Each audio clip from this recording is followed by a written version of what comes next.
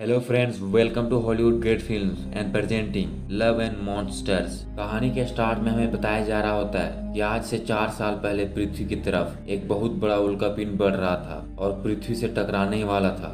इसीलिए सभी देशों ने साथ मिलकर पृथ्वी को बचाने के लिए अपने अलग अलग मिसाइल छोड़े, जिससे वो उल्कापिंड पूरी तरह से नष्ट हो गया। पर सभी देशों के अलग अलग मिसाइल के आपस में टकराने से एक अलग तरह के केमिकल का निर्माण हुआ, जो कि धरती पर रहने वाले सभी छोटे ठंडे जीव के शरीर में कुछ अलग तरह के जेनेटिक बदलाव आए, जिस कारण ये छोटे जीव अचानक बढ़ने लगे और मॉन्स्टर में चेंज होकर सभी इंसानों को मारने लगे। और अब यहाँ पर ऐसी हालत हो गई थी कि जिन कीड़ों को हम चप्पल से मारते थे, उन्हें मारने के लिए अब बंदूक या टैंक की जरूरत पड़ने लगी। इसके बाद सभी देशों की आर्मी ने इनसे डटकर मुकाबला किया, पर इन सभी मॉन्स्टर को मारने में ये सभी आर्मी असफल हो गए एंड पूरी दुनिया पर मॉन्स्टर का कब्जा हो गया। और देखते ही देखते दुनिया भर की लगभग 95% पॉपुलेशन खत्म हो गई। इन सब के बाद जो भी कुछ इंसान बच पाए, ये सभी सुरंग, गुफा या घर में छिप कर रहने लगे। जिसके बाद ये कहानी अब प्रेजेंट डे में आती है, जहाँ पर हमें जोल नाम के एक लड़के को दिखाया जाता है, जो कि ऐसे ही किसी एक सुरंग में अपने दोस्तों के साथ छुपा हुआ था। जोल एक बहुत ही नॉर्मल लड़का है, जिसे मॉन्स्टर से बहुत डर लगता है। इसे ना ही किसी चीज पर निशाना लगाना आता है और ना ही ये किसी काम को सही ढंग से कर पाता है। और जोल के माता पिता भी इस दुनिया में नहीं है, क्योंकि एक मॉन्स्टर के हमले में इनके माता पिता मारे गए थे। पर फिर भी जोल अपनी इस कॉलोनी के साथ अपने लाइफ को बहुत इंजॉय कर रहा होता है, क्योंकि इसे पता है कि इनकी लाइफ यहीं तक सीमित है। इसी बीच इनके कॉलोनी के अंदर फेयरफील्ड नामक एक मॉन्स्टर अटैक कर देता है, जिस मॉन्स्टर को मारने की कोशिश में इनकी कॉलोनी का एक साथी मारा जाता है। इस बात को जानने के बाद जोल अपना हथियार लेकर आगे बढ़ रहा होता है। तभी इसका सामना उस मॉन्स्टर से होता है, जिसे देखकर जोल पूरी तरह सुन पड़ जाता है। इसे कुछ समझ नहीं आ रहा होता है कि ये क्या करे। इसके बाद जब ये मॉन्स्टर इस पर हमला करने ही वाला था, तभी यहाँ पर इसके फ्रेंड आते हैं, जो कि जोल को उस मॉन्स्टर से बचा लेते हैं। अगले दिन हम देखते हैं कि जोल अपने रेडियो के माध्यम से दूसरी कॉलोनी के पास कांटेक्ट करने की कोशिश कर रहा था, क्योंकि इसे एक लड़की की तलाश है जिसका नाम एमी है। क्योंकि जोल और एमी एक दूसरे से प्यार करते हैं, पर मॉन्स्टर के हमलों के कारण ये दोनों एक दूसरे से अलग हो गए थे, क्योंकि इन्हें अपने फैमिली के पास जाना था और उन्हें सेव करना था। तभी यहाँ हम देखते हैं कि जोल का कांटेक्ट एमी से हो जाता है, जिससे ये बहुत खुश होता है, क्योंकि इससे पहले इसने 90 कॉलोनियों के पास ट्राई किया था। 4 सालों के बाद ये दोनों एक दूसरे से बात करके बहुत खुश होते हैं। इसके बाद ये एमी से उसका लोकेशन पूछता है, जो कि यहाँ से 85 मील दूर था। और अब एमी की लोकेशन कंफर्म करने के बाद जोल यहाँ से उसके पास जाने का फैसला करता है, पर बाहर ज्यादा खतरा होने के कारण इसके फ्रेंड इसे जाने से मना करते हैं। पर ये किसी की बात नहीं मानता और निकल पड़ता है अपनी इस खतरनाक सफर में। पर जोल को एमी के पास पहुंचना इतना आसान नहीं था, क्योंकि इसे आगे का रास्ता पैदल ही पूरा करना था, जो कि बहुत ही खतरनाक था, क्योंकि हर जगह मॉन्स्टर ही थे, जो कि इसके लिए कभी भी खतरा पैदा कर सकते थे। यहाँ पर हम एक शहर को देखते हैं, जो कि मॉन्स्टरों ने पूरी तरह से तबाह कर डाला था। इसके बावजूद ये इस शहर के रास्ते आगे बढ़ रहा होता है। कुछ दूर आगे बढ़ने के बाद जब यहाँ पर जोल रुकता है, तो इसे यहाँ पर एक मेंढक की तरह दिखने वाला टॉड नाम का एक मॉन्स्टर दिखाई देता है, जो कि बहुत ही खतरनाक और जहरीला था, जिसे देखकर जोल यहाँ से भागने लगता है। पर तभी ये मॉन्स्टर इस पर हमला कर देता है और जोल को अपनी ओर खींचने लगता है। तभी यहाँ पर हम एक डॉग को देखते हैं, जो कि जोल का मदद करते हुए टॉड मॉन्स्टर के जीभ को काटता है, जिससे ये छूट जाता है। जिसके बाद ये लोग यहाँ से भागने लगते हैं और कुछ दूर जाने के बाद ये लोग एक वैन में छुप जाते हैं, जिससे वो मॉन्स्टर इन्हें नहीं देख पाता। इस डॉग का नाम बॉय है, जिसके मालिक मारे जा चुके हैं, इसीलिए बॉय हमेशा अकेला ही रहता है। उस मॉन्स्टर के जाने के बाद जोल यहाँ से आगे बढ़ने लगता है, जिसके साथ बॉय भी जाना चाहता था। इसीलिए जोल बॉय को अपने साथ ले जाने के लिए मान जाता है। जिसके बाद ये दोनों साथ में ही आगे बढ़ने लगते हैं और यहाँ हम देखते हैं कि इन दोनों में काफी अच्छी दोस्ती हो चुकी है, जिस कारण जोल बहुत ही खुश था, क्योंकि इसे आगे के सफर में एक साथी मिल गया था। इसके बाद जब ये आगे बढ़ ही रहा होता है, तभी ये गोबलर्स नामक क्रीमी मॉन्स्टर के एक घोंसले में गिर जाता है, जहाँ से जोल निकलने की कोशिश कर रहा होता है। तभी इसे महसूस होता है कि यहाँ पर कोई मॉन्स्टर है। इसके बाद वो मॉन्स्टर इस पर हमला करने लगते हैं। तभी यहाँ एक आदमी आता है, जो कि जोल का हेल्प करता है और इसे गड्ढे से निकालकर इसकी जान बचा लेता है। इस आदमी का नाम क्लाइड है और इस बच्ची का नाम मीनो होता है, जो कि साथ में ही सफर कर रहे होते हैं। मीनो के भी माता पिता मारे जा चुके हैं, जिस कारण क्लाइड की जिम्मेदारी है कि ये मीनो का ख्याल रखे। जिसके बाद ये लोग आगे बढ़ने लगते हैं। जाते वक्त जोल इन्हें अपने बारे में सब कुछ बता देता है और कहता है कि इसे उत्तर की तरफ जाना है, जो कि समुद्र के किनारे है। पर क्लाइड और मीनो को दक्षिण की ओर पहाड़ों की तरफ जाना था, जो कि यहाँ से कुछ मील दूर होता है। इसीलिए क्लाइड जोएल को अपने साथ चलने को बोलता है। दरअसल जोएल को जमीन पर सरवाइव करना नहीं आता, जिसमें क्लाइड और मीनो इसकी हेल्प कर रहे होते हैं, क्योंकि क्लाइड चाहता था कि आगे जाने के बाद जब इनका रास्ता अलग होगा तो जोएल उन सभी मुसीबतों का सामना कर सकेगा। इसके बाद जब ये लोग आगे बढ़ रहे थे तभी रास्ते में इन्हें एक कछुए जैसे दिखने वाला मॉन्स्टर दिखाई देता है, पर क्लाइड के सूझबूझ से ये लोग बच जाते हैं, क्योंकि इस मॉन्स्टर को जब भी अपने आप पर खतरा महसूस होता है तभी ये किसी पर हमला करता है। जिसके बाद ये लोग अपने सफर जारी रखते हैं। इसी दौरान क्लाइड जोएल को उन मॉन्स्टर से फाइट करने और उनसे बचने के सभी टिप्स देता है, जैसे कि लगातार चलते रहना, रात को कहीं भी कुछ ही देर रुकना, किसी भी चीज को बिना जाने ना खाना। इन सभी बातों को जोएल अपनी बुक में नोट करता है ताकि ये बुक मुसीबत में किसी के काम आ सके।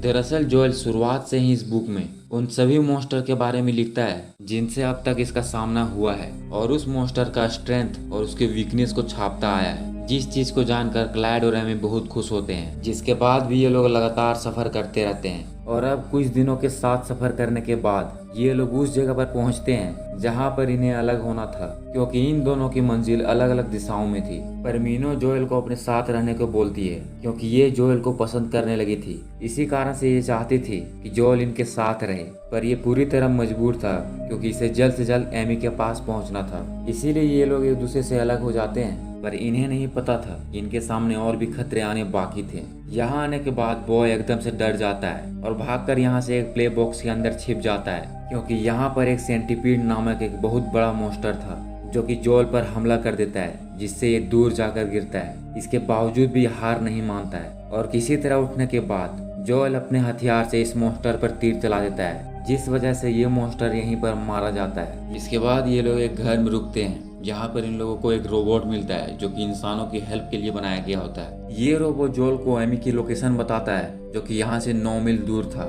जिसके बाद जोएल और बॉय अगली सुबह आगे बढ़ने लगते हैं। तभी इसे महसूस होता है कि इसका पीछा कोई मॉन्स्टर कर रहा है, जिस कारण बॉय और जोएल यहाँ से भागने लगते हैं, जिनका पीछा ये मॉन्स्टर भी कर रहा होता है। जिसके बाद ये लोग उस मॉन्स्टर से बचने के लिए इस लकड़ी के पीछे छिप जाते हैं। दरअसल ये मॉन्स्टर किसी ध्वनि या कंपन से किसी चीज को पहचानता है और उस पर अटैक करता है। इसीलिए जोएल बॉय को शांत रहने को कहता है और बॉय का मुंह दबा देता है, क्योंकि इनकी एक भी हलचल इस मॉन्स्टर को सुनाई दे देता, जिस कारण ये मॉन्स्टर इस पर हमला कर देता। पर इन दोनों के शांत रहने की वजह से ये मॉन्स्टर यहाँ से चला जाता है। तभी बॉय को अपना फेवरेट कपड़ा दिखाई देता है जो कि इसके मालिक का था। इसीलिए बॉय उस कपड़े को लाने के लिए पानी में छलांग लगा देता है, जिसकी आहट उस मॉन्स्टर को लग जाती है और वो इनकी तरफ बढ़ने लगता है। इसीलिए जोएल भागकर अपने बैग के पास जाता है और अपने बैग से एक ग्रेनेड निकालता है। जिसके बाद जब ये मॉन्स्टर जोएल पर हमला करता है तभी ये ग्रेनेड उसके मुंह में डाल देता है, जिससे इसके चीथड़े उड़ जाते हैं, जिससे ये मॉन्स्टर हमेशा हमेशा के लिए मारा जाता है। इसके बाद जब ये पानी से बाहर निकलता है तो ये देखता है कि इसके पूरे शरीर में जहरीले जोक चिपक गए थे,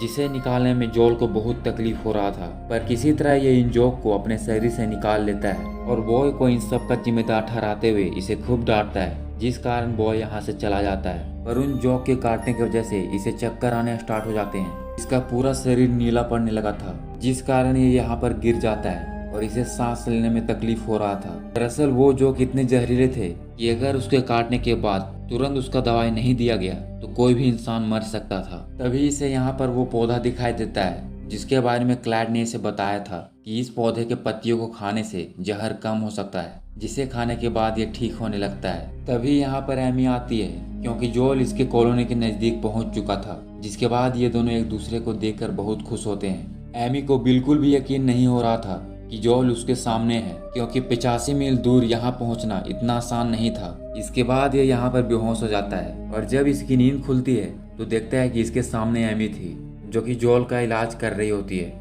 इसके पूरी तरह ठीक हो जाने के बाद एमी जोएल को एक आदमी से मिलाती है जिसका नाम कैप था, जिसका एक बोट है और उस बोट का ये मालिक होता है, जिसे एमी ने यहाँ पर कुछ दिनों के लिए सहारा दिया था। दरअसल ये लोग इस जगह को छोड़ने वाले थे और उस बोट की मदद से यहाँ से कहीं दूर जाना चाहते थे, जिसके लिए ये सभी तैयारी कर रहे होते हैं। पर जोएल एमी से बात करता है और उसे यहाँ से जाने से मना करता है। ये बोलता है कि मैं तुम्हारे लिए यहाँ तक आया हूँ और तुम यहाँ से जा रही हो। पर एमी के कंधे पर ही यहाँ की सभी बुजुर्गों की जिम्मेदारी थी और अब ये जोएल से प्यार नहीं करती है, क्योंकि इसके फैमिली और फ्रेंड खोने के बाद ये सभी को अपने दिल से निकाल चुकी थी और अब इसके दिल में कोई बचा था तो सिर्फ ये बुजुर्ग लोग ही थे। दरअसल इस बात को एमी रेडियो पर ही बताने वाली थी, पर कनेक्शन कट हो जाने के कारण एमी इस बात को जोल को नहीं बता पाई थी। जोल इस बात को सुनकर बहुत निराश होता है, क्योंकि ये जिसके लिए यहाँ पर इतने सारे खतरों को पार कर यहाँ तक पहुँचा था, उसी ने इसे ठुकरा दिया था। जिसके बाद ये तय करता है कि अब ये अपने कॉलोनी के पास जाएगा।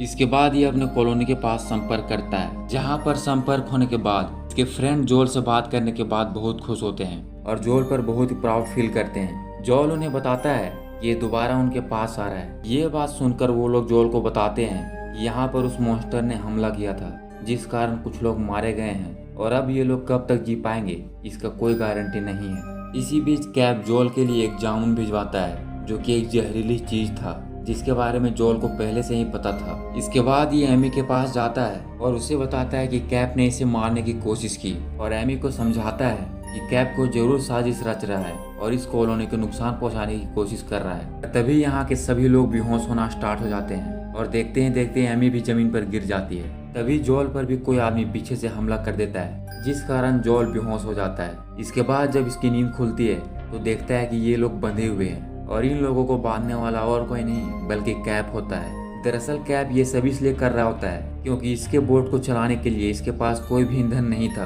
पर इन्हें कहीं पर खाना और पानी चाहिए था। इसीलिए कैप इन लोगों को धोखा दे रहा था। जिसके बाद ये रिमोट कंट्रोल से किसी को सौंप देता है, जो कि कैप के बोट से बंधा हुआ था और वो इनकी तरफ बढ़ रहा होता है। तभी हम उस चीज को देखते हैं जो कि एक क्रैब मॉन्स्टर था। तभी एमी किसी तरह अपने आप को छुड़ाती है, जिसके बाद जोएल के रस्सियों को भी खोल देती है। इसके बाद ये क्रैब मॉन्स्टर इन पर हमला करना स्टार्ट कर देता है, जिसे रोकने के लिए जोएल इससे फाइट करने लगता है और इस तरफ एमी कैप के आदमी को भटकाने के लिए उनसे फाइट कर रही होती है ताकि ये लोग जोएल को नुकसान न पहुंचा सके। कैप इस मॉन्स्टर को बार बार बिजली के झटके दे रहा होता है ताकि ये जोएल पर हमला करके उसे मार सके, पर किसी तरह ये अपने आप को इस मॉन्स्टर से बचा रहा होता है। इस तरफ एमी डाना के साथ फाइट कर रही होती है और एमी डाना को बहुत पीट रही होती है। तभी इसके पीछे कैप आता है, जो कि एमी पर हमला कर देता है, जिससे ये बेहोश हो जाती है। यहाँ पर क्रैब जोएल पर हमला करने ही वाला था, तभी यहाँ पर बॉय आता है, जो कि इसकी हेल्प करते हुए इस मॉन्स्टर पर भौंकने लगता है,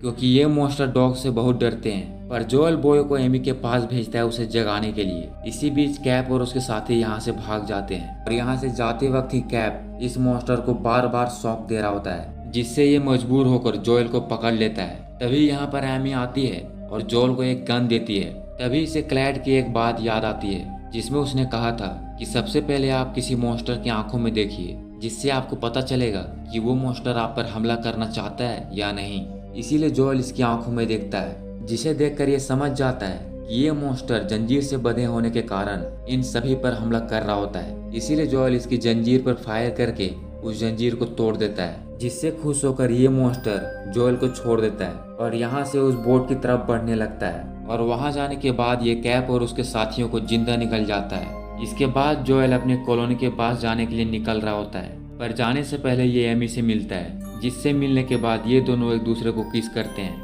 रास्ते में जाते वक्त भी जोएल को बहुत ही खतरों का सामना करना पड़ता है, पर उन सभी खतरों को पार करते हुए ये अपनी कॉलोनी के पास पहुंच जाता है। जहां पहुंचने के बाद ये देखता है कि इसकी कॉलोनी के सुरंग की सिक्योरिटी पूरी तरह से तहस नहस हो चुकी थी।